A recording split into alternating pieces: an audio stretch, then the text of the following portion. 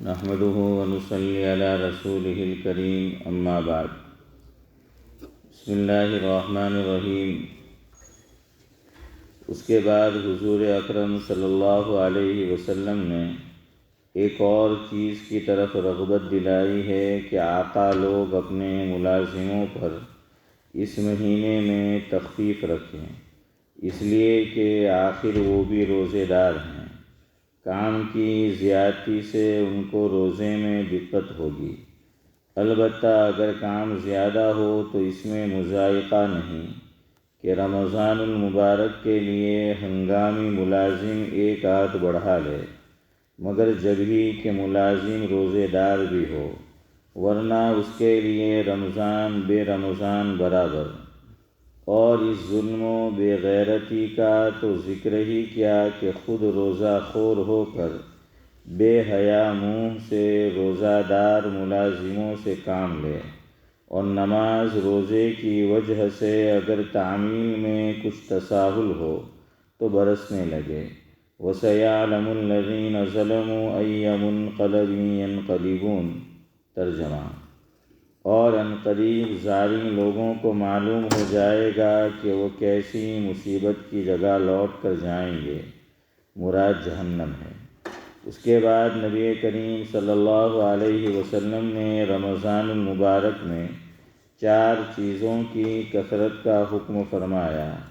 اول، کلمہ شہادت۔ احادیث میں اس کو افضل الذکر ارشاد فرمایا ہے۔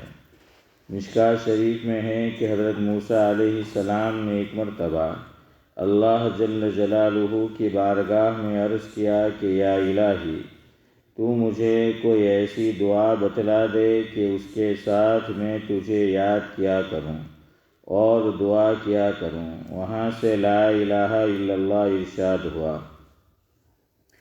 حضرت موسیٰ علیہ السلام نے عرض کیا کہ یہ کلمہ تو تیرے سارے ہی بندے کہتے ہیں، میں تو کوئی دعا یا ذکر مخصوص چاہتا ہوں۔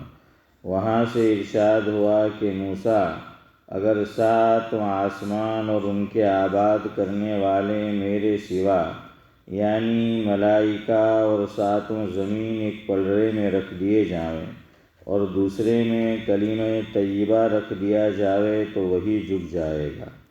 ایک حدیث پاک میں وارد ہوا ہے کہ جو شخص اخلاص سے اس کلمے کو کہے، آسمان کے دروازے اس کے لیے فوراً کھل جاتے ہیں اور عرش تک پہنچنے میں کسی قسم کی روک نہیں ہوتی، بشرطے کہ کہنے والا کبائر سے بچے۔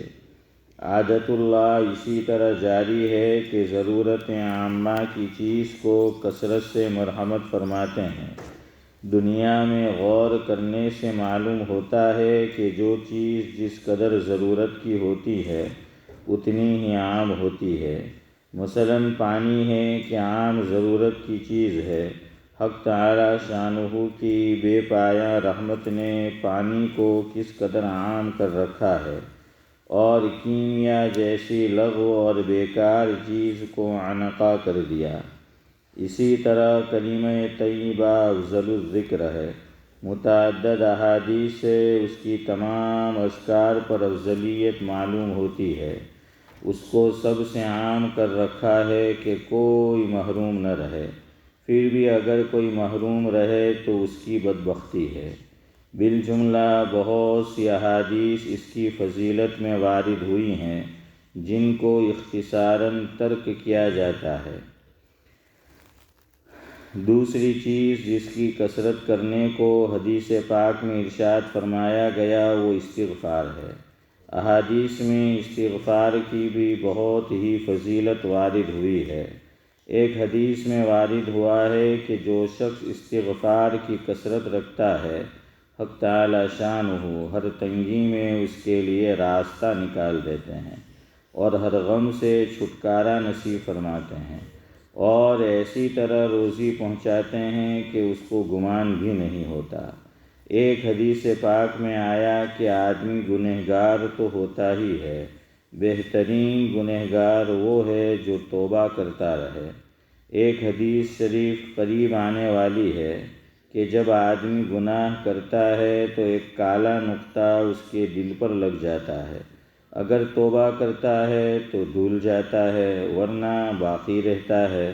اس کے بعد آقا نے 2 چیز کے مانگنے کا امر فرمایا ہے جن کے بغیر چارہ ہی نہیں، جنت کا حصول اور دوزخ سے پناہ۔ اللہ تعالیٰ اپنے فضل سے مجھے بھی مرحمت فرمائیں اور تمہیں بھی، آمین۔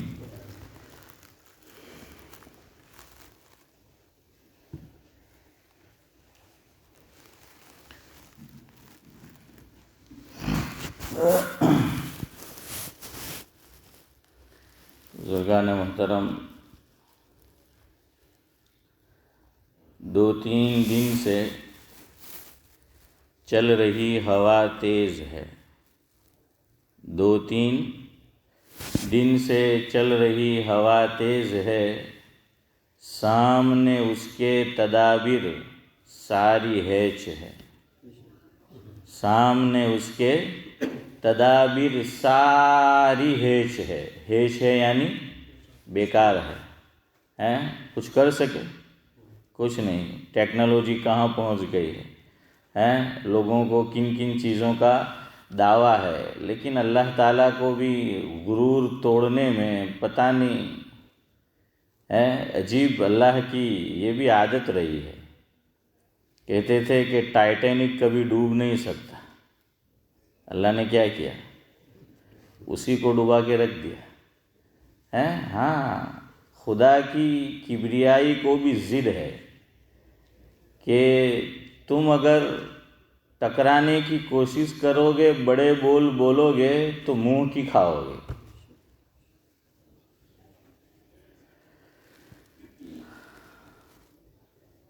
اور یہ تو اللہ نے صاف صاف کہا ہے، اسی لیے شاعر نے کہا کہ برسوں فلاسفہ کی چنی و چنا رہی، برسوں فلاسفہ یہی سائنس، اس کو فلاسفہ کہتے ہیں، سائنٹسٹ اس کو فلسفی کہتے ہیں۔ تو کہتے ہیں کہ برسوں فلاسفی کی چنی و چنا رہی، یعنی کہ ہم نے یوں کر دیا، ہم نے یہ بنا دیا، ہم یہ کر سکتے ہیں، وہ کر سکتے ہیں، چنی چنا، لیکن خدا کی بات جہاں تھی وہاں رہی، کہ وَلَن تَجِدَ لِسُنَّتِ اللَّهِ تَبْدِيلًا۔ اللہ تعالیٰ کی بات نہیں بدلتی، اور اللہ ہر زمانے میں فرعون کے لیے پہلے موسیٰ لاتا ہے اور اس کے بعد پھر اس کو نیست و نابود کرتا ہے۔ تو بہرحال دیکھ لیجئے، واٹس ایپ پہ آپ نے دیکھا ہوگا کہ کیسی کیسی تصاویر آئی ہوئی ہے، کچھ نہیں کر سکے۔ تو اسی کو کہا کہ سامنے اس کے تدابیر ساری ہیچ ہے، بیکار ہے۔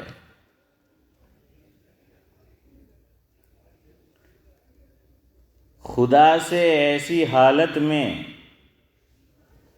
کرنی طلب خیر چاہیے، یعنی جب تیز ہوا چل رہی ہو، آندھی چل رہی ہو، جس کو نورانی بھائی گجراتی میں کہتے ہیں کہ واوا جوڈو ہیں، تو اس طرح کی کوئی چیز ہو تو کیا کرنا چاہیے کہ خدا سے ایسی حالت میں کرنی طلب خیر چاہیے۔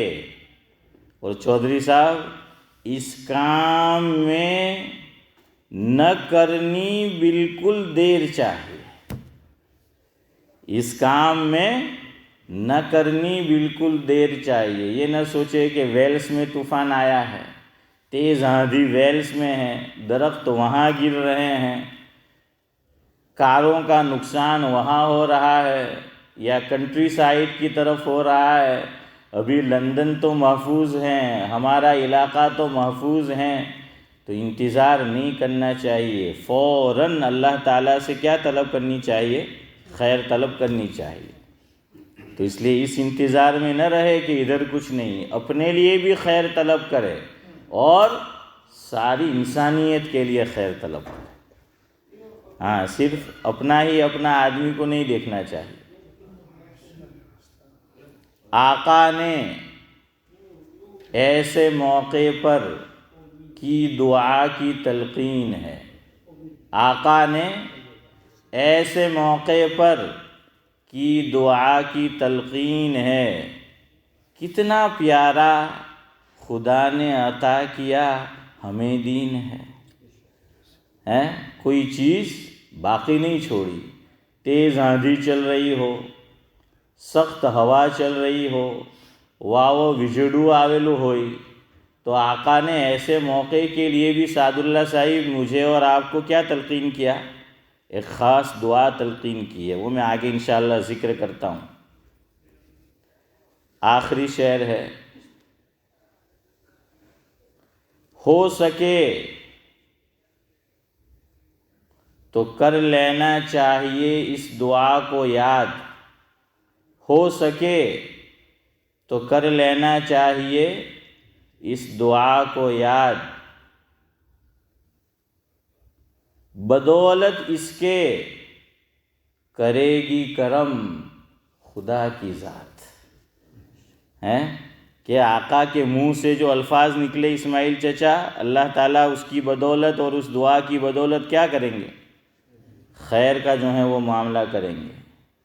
تو سخت آندھی چلے، تیز ہوا چلے، تو آقا نے مجھے اور آپ کو کیا دعا کرنے کو بتایا؟ عربی الفاظ یاد ہو سکے تو وہ کرے، ورنہ آدمی اس کا مفہوم اپنی زبان میں، گجراتی میں، اردو میں، انگلش میں، اور شیخ زمن مراٹھی میں تو کھاتے پراٹھے اور بولتے ہیں مراٹھے. تو بہرحال وہ دعا جو ہے وہ یاد کر لے، یا اس کا مفہوم جو ہے وہ یاد کر لے. مسلم شریف آپ سب نے نام سن رکھا ہے، حدیث پاک کی بڑی بہترین کتاب ہے. تو اس میں حنیف بھائی روایت اس طرح ہے کہ ان عائشہ رضی اللہ تعالی عنہا زوج النبی صلی اللہ علیہ وسلم انہا قالت اذا عصفت الریح قال اللهم انی اسألک خیرها وخیر ما فیها وخیر ما ارسلت بھی.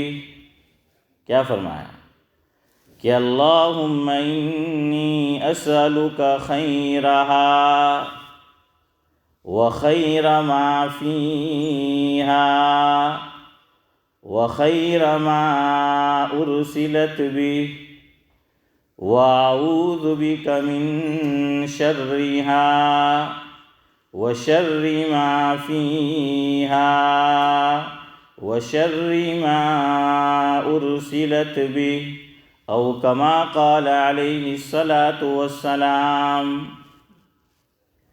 کہ مفہوم یہ ہے کہ حضرت عائشہ رضی اللہ تعالی عنہا کہ جو نبی کی زوجہ ہے اور ہماری ماں ہے، امی جان چودھری صاحب حضرت عائشہ رضی اللہ تعالی عنہا روایت کرتی ہیں کہ جب تیز ہوا چلتی تھی، جب تیز آندھی چلتی تھی، اس سے ایک بات یہ بھی معلوم ہوئی عارف بھائی کہ آقا کے زمانے میں بھی تیز ہوا اور تیز آندھی چلی ہے.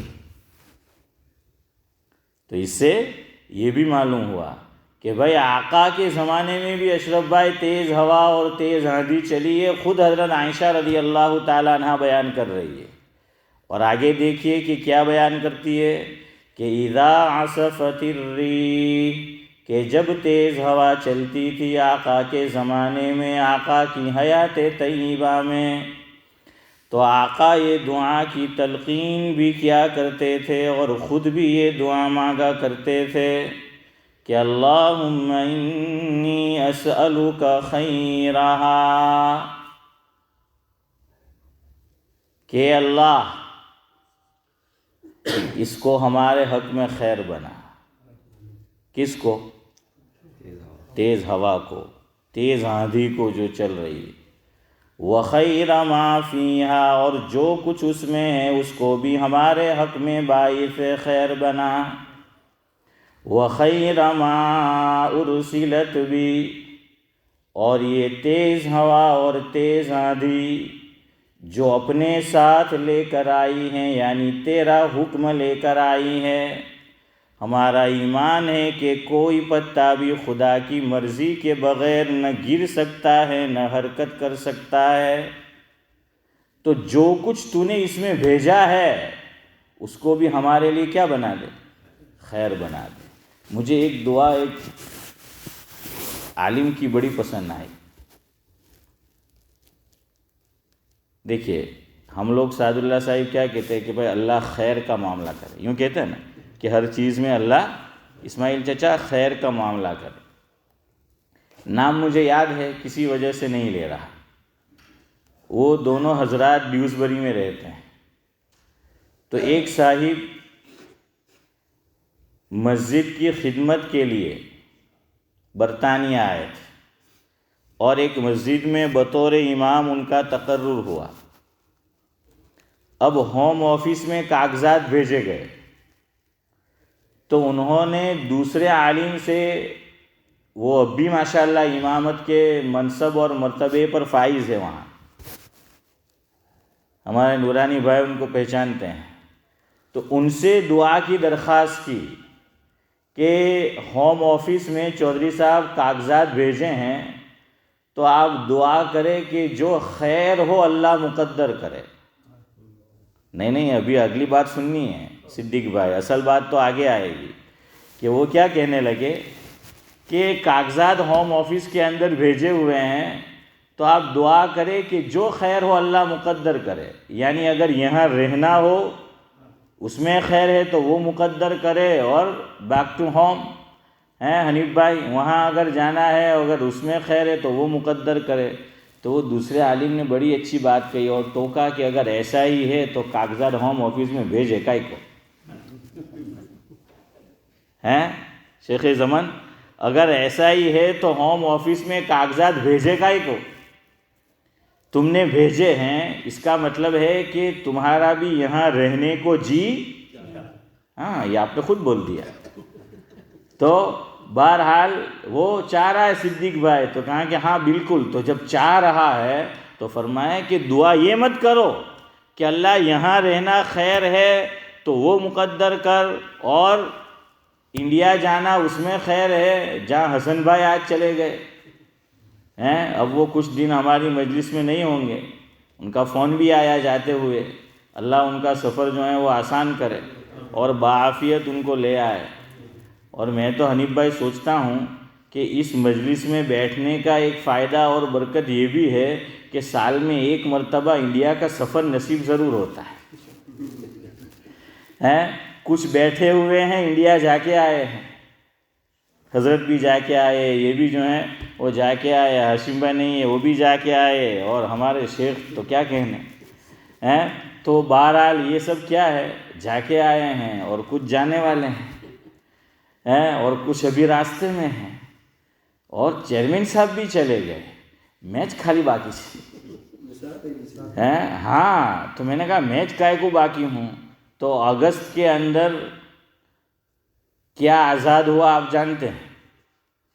1947 میں۔ تو میں بھی چاہ رہا ہوں کہ میں بھی کچھ دنوں کے لیے اگست میں آپ سے اجازت لوں اور آزاد ہو جاؤں، اور جہاں کی فضا اب آزاد نہیں ہے، ذرا دیکھ آؤ کہ ابوالکلام آزاد کا ملک آزاد ہے کہ نہیں چودھری صاحب۔ تو ارادہ ہے، لیکن سسرا ایک بھی آمین نہیں بولا اور نہیں کہا کہ آپ جاؤ۔ شیخ زمن تو بولیں گی نہیں، یہ تو میں نے چھوڑوانی بات ہے نہیں کہ نا تمہیں تو یہ بیٹھا لا اٹھ جو ہے۔ تو بہرحال بڑی اچھی ہے انہوں نے بات کہی اور بڑی پسند آئی مجھے، یاد رکھو یہ بات۔ انہوں نے کہا کہ اللہ تعالیٰ تو ہمارا عقیدہ ہے نا نورانی بھائی، ہمارا عقیدہ ہے مسلمان کا کہ اللہ کی ایک صفت کیا ہے اشرف بھائی، کہ ان اللہ علی کل شیء قدیر۔ قرآن جگہ جگہ یہ بات کہتا ہے، اور کہیں کہا کہ واللہ علی کل شیء قدیر، اللہ تو ہر چیز پہ قادر ہے۔ تو فرمایا کہ جب ہوم آفس میں کاغذات بھیج دیے ہیں، اب دعا یوں کرو کہ اے اللہ، میں نے ہوم آفس میں کاغذات بھیج دیے ہیں کہ مجھے یہاں کی سٹیزن شپ مل جائے۔ سٹیزن گھڑی تو میں نے پہنی ہی ہے، ہاں، پہلے سٹیزن سیکو 5 اور وہ مہنگی کیا ہوتا تھا، نہیں وہ دوسری ایک بڑی مہنگی آتی تھی، کیا نام، رولیکس بھی نہیں، دوسری بھی کوئی، راڈو، ہاں راڈو ہے، صدیق بھائی بوم پاڈو، تو بہرحال راڈو، تو انہوں نے کہا کہ یہاں کی سٹیزن شپ جو ہے وہ مل جائے۔ تو اب اللہ سے یوں دعا کرو کہ اللہ، میں نے جو کاغذات بھیجے ہیں میرا یہاں رہنا ہو جائے اور اس میں تو میرے لیے خیر ڈال دے یہاں رہنے میں۔ دونوں بات ہو گئی نا، کہ رہنا بھی ہو گیا کہ میرا یہاں رہنا ہو جائے، سٹیزن شپ مل جائے، سکہ اور مہر لگ جائے، اور لگنے کے بعد میرے یہاں رہنے میں میرے لیے خیر بھی ہو۔ دونوں دعا میں فرق سمجھے نا؟ لیکن ہم عام طور پر پہلے ہی دعا کرتے ہیں، تو اس میں پھر آپشن کھلے ہوتے ہیں کہ یا تو یہ یا تو یہ، اور اس میں یہ ہے کہ اللہ تو ہر چیز پہ قادر ہے، اس کا فیصلہ میرے حق میں کر دے اور خیر بھی ڈال دے۔ پہلے میں دونوں آپشن کھلے ہیں، اس میں ایک ہی آپشن ہے کہ اللہ میری چاہت یہ ہے۔ اور شیخ سعدی علیہ الرحمہ نے تو کتنی اچھی بات کہی ہے، حافظ پٹیل مرحوم کو میں نے خود سنا، شوکت بھائی مالجی کے گھر تو وہ آتے ہی رہتے تھے، اور انصاری بھائی کے یہاں بھی، تو شوکت بھائی مالجی کے یہاں آئے ہوئے تھے، تو حافظ پٹیل کبھی کبھی مجھے یاد کرتے تھے، خود بلاتے تھے کہ بلاؤ اس کو۔ تو ایک مرتبہ مجھے بلایا شوکت بھائی کے گھر، شوکت بھائی کا فون آیا کہ حافظ صاحب یاد کر رہے ہیں۔ میں گیا تو بیٹھے، تو اچانک سے حافظ پٹیل، جس کو کہتے ہیں آج کی زبان میں عرش کے فارم میں آ گئے۔ کس میں آ گئے؟ کہ فارم میں آ گئے، ذرا جذبات کے اندر چودھری صاحب حافظ پٹیل آ گئے۔ یہ میرے خود کا دیکھا ہوا شوکت بھائی کے گھر میں واقعہ ہے، اور ترنم سے پڑھنے لگے۔ ترنم جانتے ہیں نا صدیق بھائی؟ ترنم سے پڑھنے لگے کہ من کان للہ کان اللہ لہ، وہ ترنم سے پڑھنے لگے کہ من کان للہ کان اللہ لہ۔ کیا معنی؟ شیخ سعدی نے یہ قصہ لکھا ہے، اور وہ اشعار بھی فارسی میں پڑھے، جو مجھے یاد نہیں ہے لیکن حافظ پٹیل کو یاد تھے۔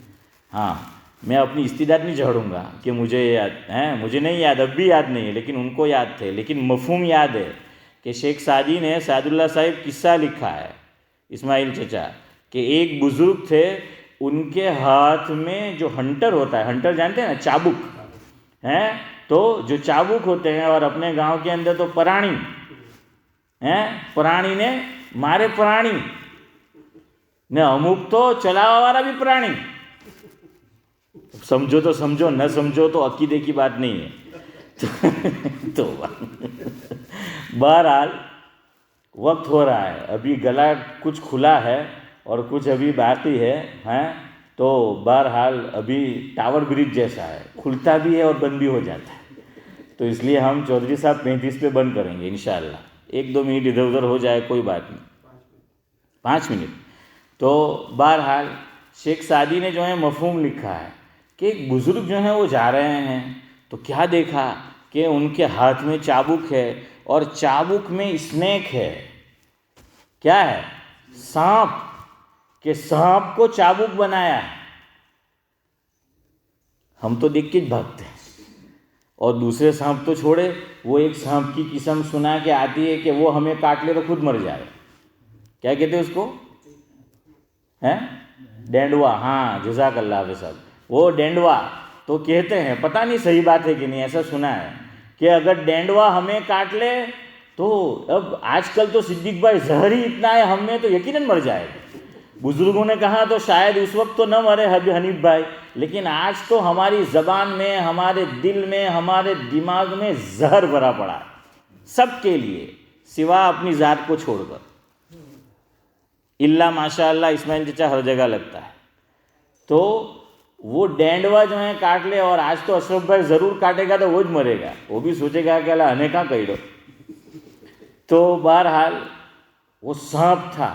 اور خطیب الامت حضرت مولانا ابرار احمد صاحب دہلوی رحمۃ اللہ علیہ فرماتے تھے کہ گجرات میں ہمارا جو علاقہ ہے، میرا، حافظ یوسف کا ہے، ہم لوگ جو ادھر صدیق بھائی وہ بھی وہیں کے ہیں، تو بہرحال ادھر 100 کو ہ سے بدل دیتے ہیں.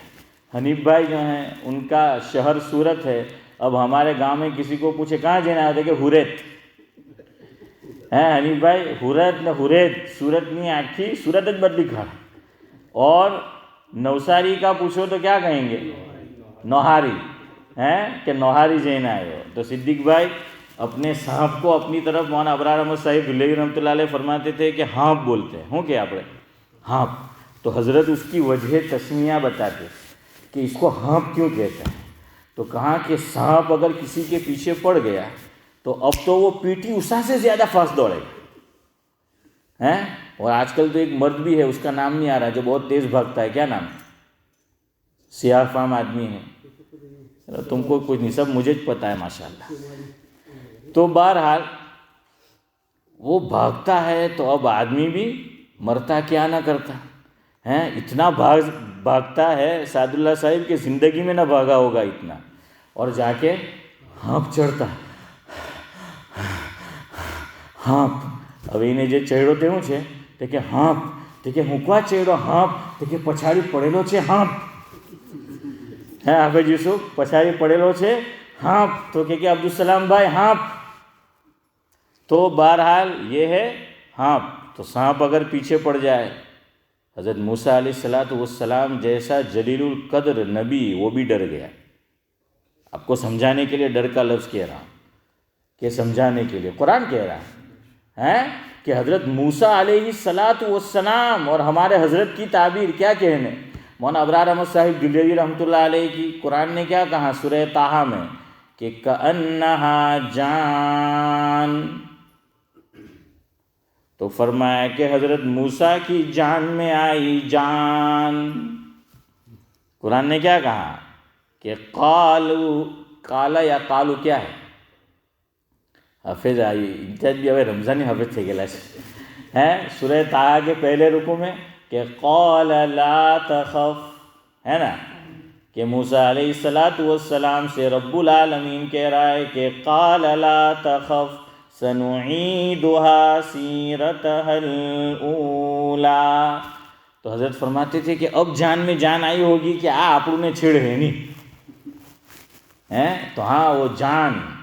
بہرحال تو ڈر تو لگتا ہے انسان کو اور اثر بھی ہوتا ہے. حضرت نبی کریم صلی اللہ علیہ وسلم کو عارف بھائی بچھو نے کاٹ لیا. اور آپ سب کے پاس اور خاص کر دعوت و تبلیغ میں جو لوگ وقت لگاتے ہیں تو ان کے پاس ایک کتاب ہوگی دعا کی جس کا نام ہے حصن حسین. لیکن یہ وہ حسین سین والا نہیں، صاد والا. حصن حسین دونوں جگہ صاد، کہ حصار تکالیف سے مصیبتوں سے کیا ہے بچاؤ، باؤنڈری، تو اس کے لیے دعا ہے. تو اس میں یہ بات ذکر کی ہے مصنف نے کہ حضور کو بچھو نے کاٹ لیا. تو آقا نے فرمایا کہ اللہ نے عجیب مخلوق پیدا کی ہے یہ، کہ نہ نبی کو چھوڑتا ہے نہ غیر نبی کو چھوڑتا ہے.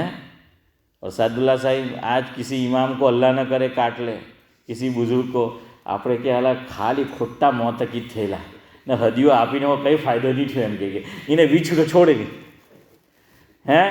એને کہ بچھو تو چھوڑتا نہیں، اپنی عقیدت تو فوراً ختم ہیں. عرش کہ ہم تو پل بھر میں کسی کو عرش پہ بٹھاتے ہیں تو کسی کو فرش پہ بٹھاتے ہیں. تو یہ ہماری عقیدت ہے کہ جو میڈ ان چائنا کی طرف فوراً ٹوٹ جاتی ہے. صدیق بھائی بہرحال چلے 5 منٹ آپ نے زیادہ کیا، وہ میں نے لے لی 5 منٹ، اور وہ وقت جو ہے وہ ہو گیا ہے. تو وہ تو سب کے ساتھ ہوتا ہے، یہ انسانی خاصہ ہے.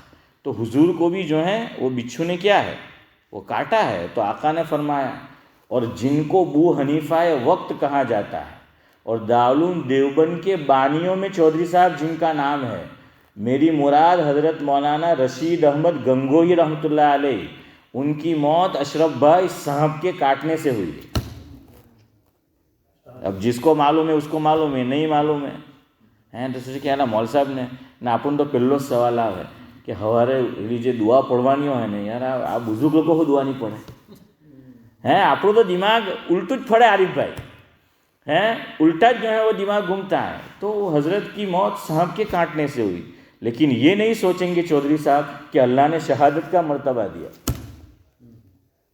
आप दो पॉजिटिव भी सोच सकते हैं, नेगेटिव भी सोच सकते हैं, तो उल्टी क्यों सोच रखते हो.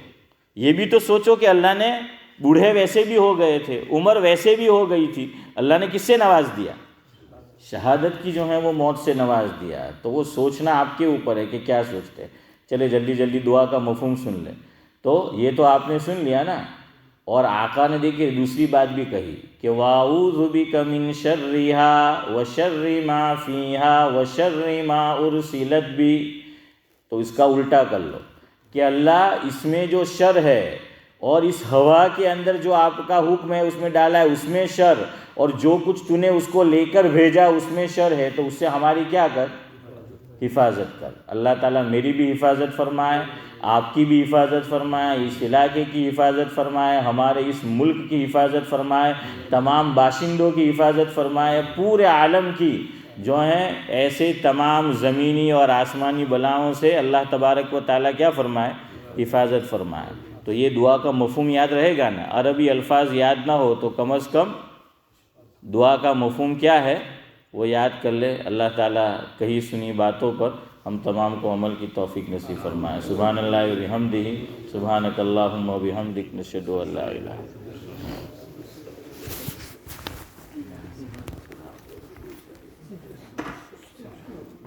सब की बात आती रहेगी. हाफिज़ साहब की बात आती रह गई.